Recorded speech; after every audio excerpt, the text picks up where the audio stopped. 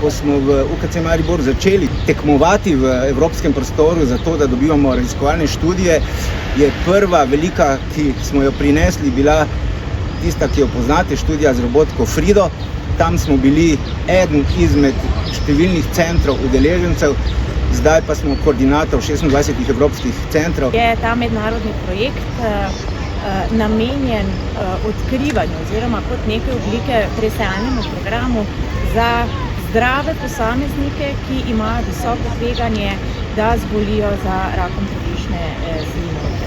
Biti pravzaprav vodja, polovodja takšnega projekta v evropskem nivoju se mi zdi res veliko zaupanje naši ekipi, ki se je z vključevanjem v različne projekte do sedaj očitno s svojim delom zelo dobro izkazala, tako da bomo svoje delo vsekakor resno vodili tudi dalje.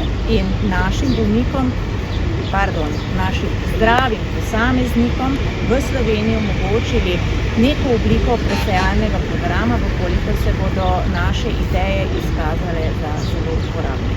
Lahko rečem, da smo na NIJZ zelo veseli te odločitve, da bo UKC Maribor koordiniral ta izjemno pomemben projekt. Zavedamo se, da je za uspešno zdravljenje bistvenega pomena, da odkrijemo spremembe v rakaste spremembe, kar se da zgodaj v času razvoja bolezni.